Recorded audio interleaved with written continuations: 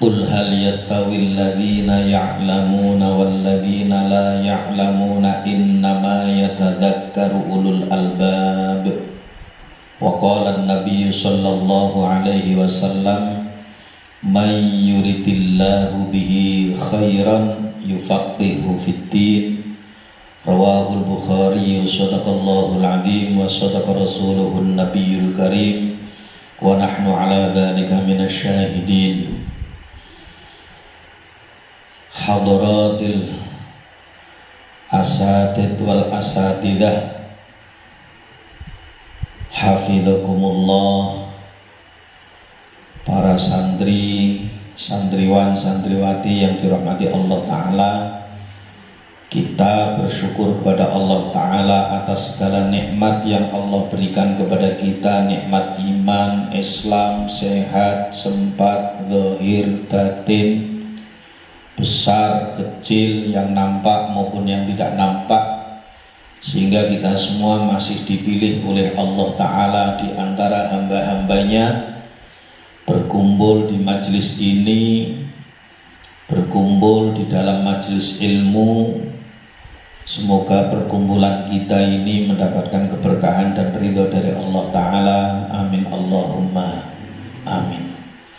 Salawat dan salam semoga tercurahkan kepada baginda Nabi kita Nabi Muhammad sallallahu alaihi wasallam. Kita semua mengharapkan syafaat beliau dunia sampai akhirat.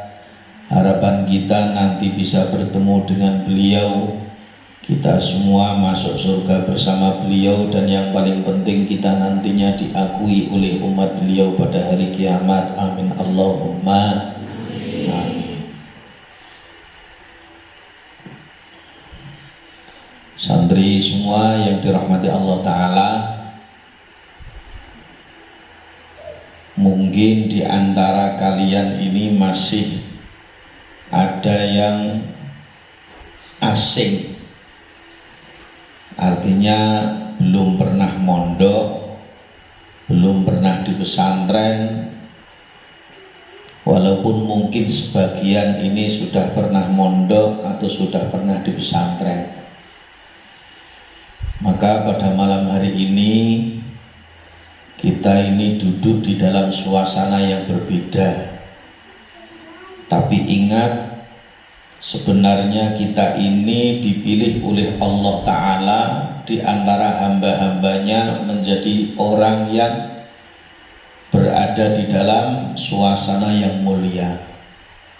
Kenapa kelihatannya kita ini duduk di tempat ini, tetapi kita ini terkenal di langitnya Allah Ta'ala. Nama-nama kita ini sebenarnya ini terkenal di langitnya Allah Ta'ala saat ini. Nabi bersabda, majtama'a qaumun fi baitin min buyutillahi yatluna kitaballahi wa yatadarasuna bainahum illa nazalat alaihimus sakinah wa ghasyiyatuhumur rahmah wa haffathumul malaikah wa dzakarallahu fi man indah. Rawahul Bukhari. Tidaklah suatu kaum yang berkumpul di rumah dari rumah-rumah Allah, di majelis ilmu, di majelis Quran, di pondok pesantren, di masjid-masjidnya Allah, yang mana mereka ini membaca kitabnya Allah, deres kitabnya Allah, membahas tentang ilmu kitabnya Allah, kecuali akan diturunkan kepada mereka ketenangan jiwa, akan diliputi rahmatnya Allah, kasih sayangnya Allah. Malaikat akan membentangkan sayapnya karena ridhonya kepada orang yang belajar kitabnya Allah, dan Allah Ta'ala akan menyebut-nyebut, membangga-banggakan mereka di majelisnya malaikatnya Allah. Maka kita pertama harus bersyukur, karena orang yang melangkahkan kaki dari pintu rumahnya menuju majelis ilmu ini termasuk sabilillah. Lah pelakunya ini, kalian semua ini termasuk masuk kategori ibnus sabil. orang yang berjalan di dalam ketaatan kepada Allah Ta'ala. Maka orang yang berjalan di dalam ketaatan kepada Allah ini sebenarnya mempunyai keistimewaan yang luar biasa. Keistimewaannya ini banyak sekali. Di antara keistimewaan orang yang belajar ilmu, maka doanya ini dikabulkan. Doanya ini mustajabah. Maka pertama kali saya hanya ingin pesan supaya kalian banyak-banyak berdoa. Pertama kali mendoakan kedua orang tua, sambil membayangkan wajah kedua orang tua. Tapi maksudnya jangan sampai membayangkan nangis terus kudu bali ojo. Ya, artinya membayangkan wajah kedua orang tua supaya kita ini tambah berbakti, tambah birrul walidainnya kepada kedua orang tua. Kenapa? Kita ini tidak akan bisa membalas budi baik kedua orang tua kita walaupun kita balas dengan dunia seisinya. Tidak akan bisa. Wudu dulu, Kang. Wudurien, gak antuk. Wudurien. Ayo. Sing putri sapa sing ngantuk? Ana sing ngantuk ora? Wudu dulu.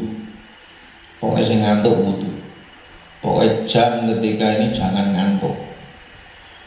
Nanti lama kelamaan kalau kita biasa ndak ngantuk, insya Allah tidak akan ngantuk. Pokoknya satu, di majelis, terutama majelis saya, ndak boleh ada yang ngantuk. Santri putra di majelis khutbah ndak boleh ada yang ngantuk. Kalau nanti udah di sini, jam saya kok ngantuk, berdiri. Berdiri ini supaya ndak ngantuk. Tadi sampai mana? Birrul walidain. Jadi kita ini membalas budi baik kedua orang tua itu tidak akan bisa dengan dunia seisinya. Maka di antara balas budi baik kedua orang tua kita ini menyenangkan hatinya.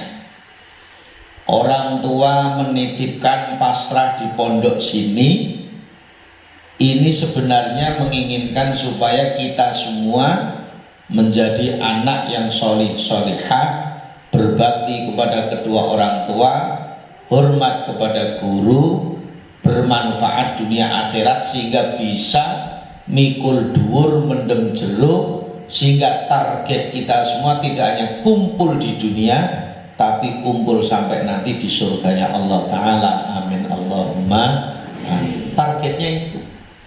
Jadi gak muluk-muluk. Dan kita di pondok ini terutama belajar semua ilmu. Nah, ini saya jadwalnya ini bidang Quran. Mungkin barangkali sebelum di sini ada yang sudah belajar Quran.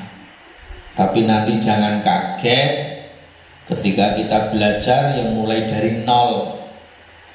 Seperti pom bensin, pokoknya mulai dari nol. Supaya apa? Kita nanti kedepannya itu lebih enak. Mungkin ada yang sudah pernah menghafal Quran. Sing putri ngacung, angkat tangan yang sudah pernah menghafal. Jujur aja, maksudnya ngacung, yang tinggi. Berapa? 1, 2, 3, 4, 5 tok. Ada lagi? Mana tadi ngacung? Angkat tangan lagi. Kamu berapa juz? 3. Terus yang belakangnya 2 juz. Terus pinter?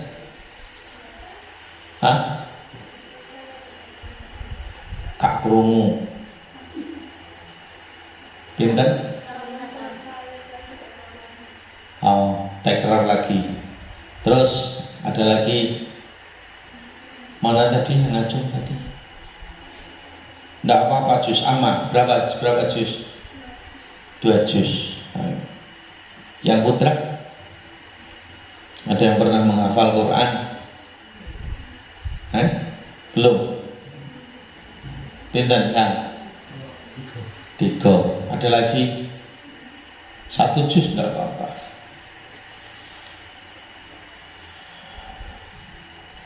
Jadi belajar Quran ini sebenarnya dikatakan mudah, ya tidak mudah, tidak mudah juga mudah. Di antara fadilah keutamaan kita sebagai umat akhir zaman ini termasuk diberi keistimewaan Al-Quran. Kenapa? Al-Quran atau kalamullah ini jika dibaca orang yang beriman, baik tahu artinya atau belum tahu, baik tahu maknanya atau belum tahu, itu pasti mendapatkan pahala. Padahal kita nggak modal itu. Modalnya apa? Nggak modal. Wong mulut kita juga nggak modal. Kita bisa ngomong, bisa bersuara juga nggak modal. Kita kan tinggal mengelola, mengucapkan itu aja. Jadi barang siapa yang membaca Al-Quran itu tanpa diniati, tanpa tahu artinya, itu pun sudah mendapatkan pahala dari Allah Ta'ala. 1 huruf ini pun 10 kebaikan. Kalau di dalam belajar 20 kebaikan. Kita membaca Bismillahirrahmanirrahim 19 huruf, itu sudah 190 kebaikan. Kalau 2 kali lipat berarti berapa? 380 kebaikan, 380 kebaikan pahalanya. Itu sekali membaca. Kalau 10 kali udah 3800 kebaikan. Alangkah besarnya pahala yang Allah berikan kepada kita. Kita hanya modal bagaimana mulut kita ini mengeluarkan hawa, mengeluarkan suara yang dikatakan kita mengeluarkan makhrajnya huruf, keluarnya dari mulut kita dan sifat-sifatnya huruf. Tidak hanya sampai di situ, ketika kita ini belajar Quran, orang tua kita ini yang bersusah payah, walaupun mereka ini tidak sedang membaca, pun juga mendapatkan keistimewaan dari Allah Ta'ala. Ada sebuah hadis baginda Nabi Sallallahu Alaihi Wasallam bersabda, "Man qara'al Qur'ana wa 'amila bima fihi ulbisa walidahu tajan yaumal qiyamati dawuhu ahsanu min dawi syamsi fi buyutid dunya law kanat fikum fama dhannukum billadhi 'amila bihadza." Rawahul Bukhari. Sapa wangi sing maca Quran, barang siapa yang membaca Quran, belajar Quran, mengamalkan Quran, maka nanti kedua orang tuanya pada hari kiamat akan diberi mahkota oleh Allah Ta'ala yang sinarnya lebih indah, lebih elok daripada sinar matahari. Apabila diletakkan di rumah kalian di dunia ini, bagaimana perkiraan kalian orang yang mengamalkan Quran itu sendiri? Itu termasuk salah satu hadiah kita kepada kedua orang tua kita yang sudah bersusah payah memelihara kita, mendidik kita, ngopeni kita, menafkahi kita sejak kita bayi ini sampai saat ini. Bahkan barang siapa di antara keluarga yang hafal Quran, salah satu nanti akan bisa memberikan syafaat 10 keluarganya hafal Quran. Nah, cuma di dalam belajar Quran itu kita perlu kesabaran. Nanti awal kita mulai dengan Fatihah dan Tahiyyat untuk melemaskan lisan kita. Baru surat-surat juz amma kita harus semangat. Jangan sampai kita ini bosan. Karena belajar Quran itu tidak ada ruginya. Ada 2 perkataan jika diucapkan manusia yang beriman itu, 1 kalamullah Quran, yang kedua sholawat, pasti mendapatkan pahala. Maka itu setiap kita ini mengucapkan lafaz Quran itu pasti ada pahalanya.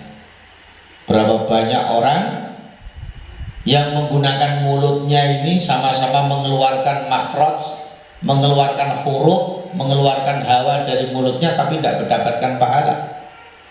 Tapi kita ini dipilih oleh Allah belajar di dalam tempat majlis yang mana di situ untuk mempelajari Al-Quran.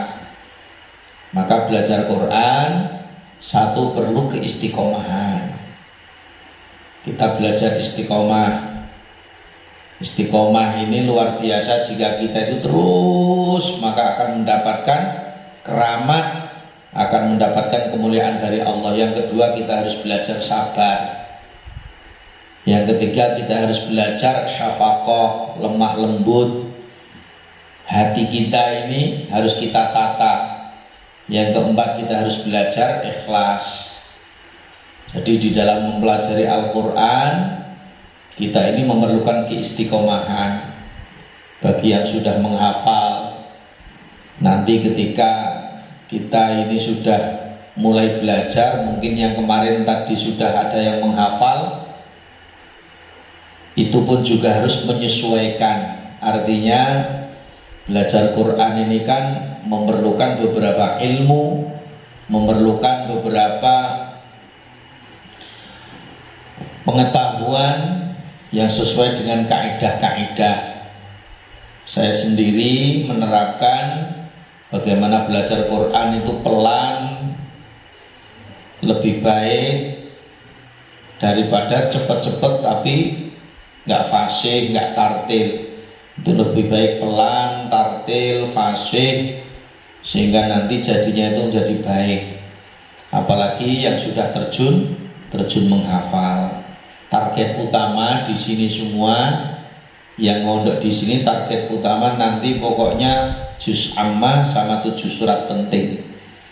Setelah juz amma dan 7 surat penting, baru di situ nanti kira-kira yang niat untuk menghafal terjun 30 juz sekalian, maka di situ nanti diseleksi ataupun mungkin dengan pertimbangan-pertimbangan yang lain. Kalau enggak, nanti bin nawar saja, ataupun yang sudah dihafalkan itu untuk didandani, diperbaiki lagi untuk dimungkinkan dikuatkan hafalannya, supaya untuk wirid, untuk zikir setiap saat nanti dimanapun berada.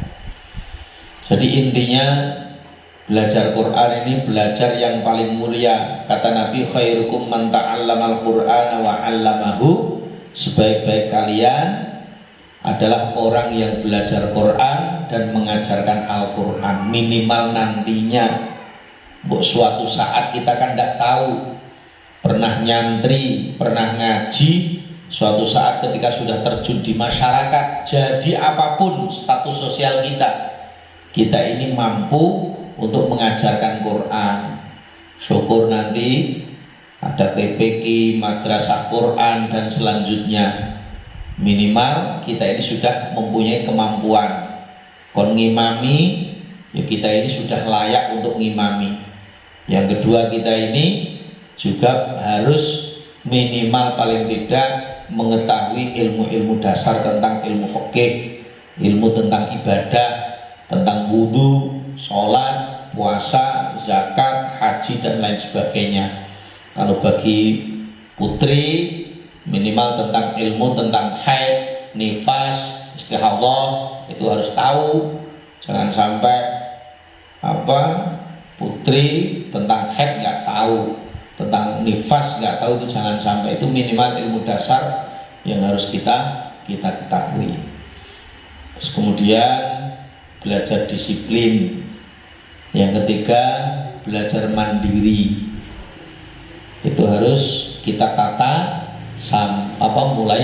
Mulai saat ini kita harus menata semuanya, ya harus menata, ditambahi riyadhahnya, prihatinnya ditambahi, ya jangan sampai kita itu sudah jauh-jauh melangkahkan kaki dan orang tua kita tuh harapannya semuanya ini luar biasa. Dan setiap orang tua sudah saya pesan bagaimana untuk selalu mendoakan kalian. Kalian pun juga harus mendoakan orang tua. Sebut nama orang tua, doakan orang tua.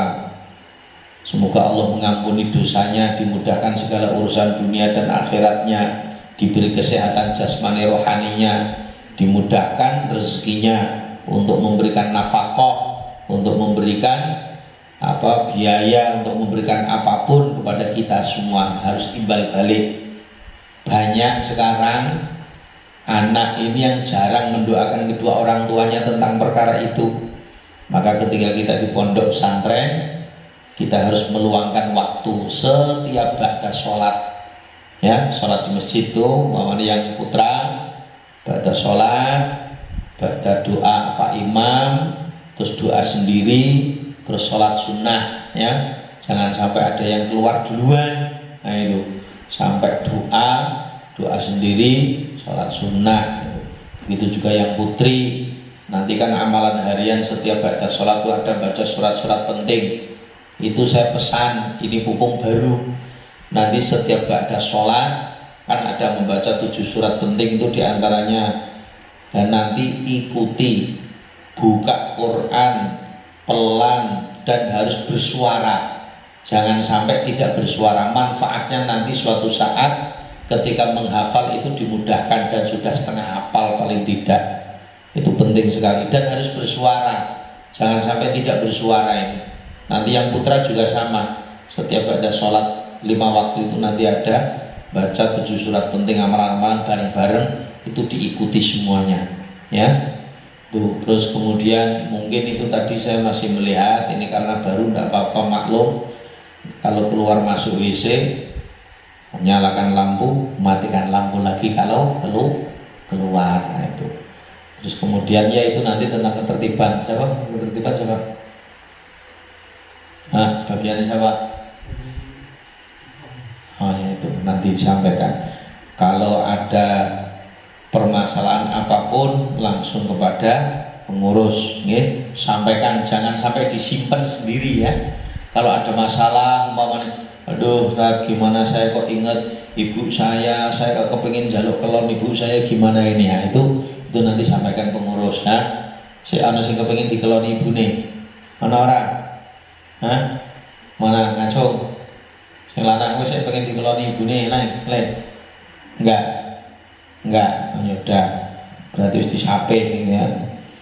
Itu, jadi nanti kalau ada apa-apa, tolong sampaikan ke pengurus, ke ustadz, ustadzah, gitu, ya.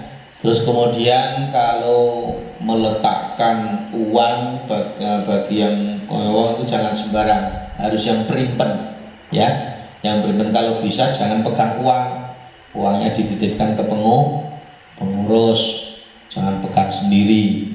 Nanti setiap hari minta itu lebih baik, lebih bagus gitu.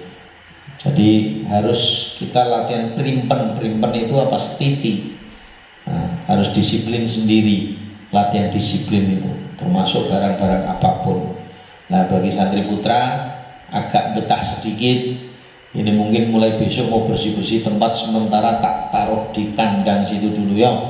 Nah itu nggak apa-apa, nanti tak bersihkan, agak tak rapikan itu nanti yang baru di situ semua aja dulu.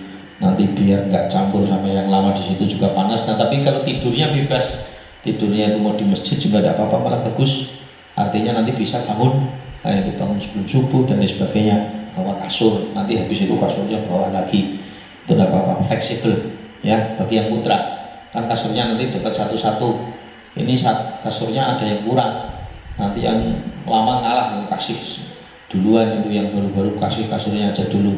Tadi kurang itu karena prediksinya itu 35 malah dapat 40, itu nanti yang baru-baru bawa kasur umpamanya di masjid atau di serambi dimanapun, itu ya pakai adab-adab tidur. Nanti biar ustadz siapa nanti yang mengajarkan adab-adab tidur di masjid, kita harus pakai adab.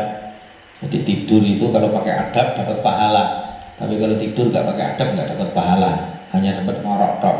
Tapi kalau tidur di masjid pakai adab dapat pahala, nanti bisa bangun malam, subuh mesti jamaah, itu paling penting, ya. Tidurnya harus tertib, latihan disiplin sendiri, tertib sendiri, insya Allah nanti kita pun juga menjadi orang yang disiplin. Begitu juga yang putri. Yang putri harus mulai jam 4 ya wis mandan gembrembeng lah, terutama sing wis menghafal Quran ki jam 4 kudu wis ana sing ngabani deres, dua bani malah jangan, ya. Itu jadi jam 4 kudu wis gembrembeng ngabane. persiapan untuk setoran pada subuh. Dan nanti ada yang mandi sebelum subuh ya tidak apa-apa, karena sementara kan MCK-nya agak terbatas. Ya sambil didoakan semoga pondoknya itu cepat jadi, pondok putrinya itu bisa ditempati, yang baru itu MCK-nya ada 7, insya Allah sih tercover lah, 1/10, 1/12 insya Allah masih umber. Kalau ini kan baru berapa itu yang bisa dipakai itu 4, yaitu terpaksa ya nanti pokoknya sebelum subuh ada yang mandi. Kalau mandi ya jangan sampai mandi kayak pengantin lah ya, jangan kelamaan gitu. Dan kalau yang pengen nyuci jangan di dalam kamar mandi, nyucinya di luar. Jadi nanti ada yang nunggu dan lain sebagainya. Jangan meletakkan pakaian yang tidak pada tempatnya, terutama yang di masjid. Nah itu jangan meletakkan dus lampir dan lain sebagainya, jangan. Tempatnya sudah ada masing-masing. Mungkin itu, pokoknya ada masalah sampaikan ke ustadz-ustadzah ya. Kalau ada masalah apapun sebagai unek-unek itu sampaikan ke pengurus atau ke saya langsung, tidak apa-apa. Kalau saya pas ada, itu aja. Mungkin itu yang bisa saya sampaikan. Jangan lupa doakan kedua orang tua, doakan guru, doa untuk diri sendiri biar Allah Ta'ala memberikan kekuatan ya. Terus kemudian kalau di masjid tertib ya, kalau seandainya wirid itu ya sampai doa, nanti doa sendiri, setelah itu baru sholat sunnah itu aja mungkin dari saya. Ada benarnya dari Allah, kekurangan kekeliruan mohon maaf yang sebesar-besarnya. Wallahu muwaffiq ila aqwamit thoriq. Assalamualaikum warahmatullahi wabarakatuh.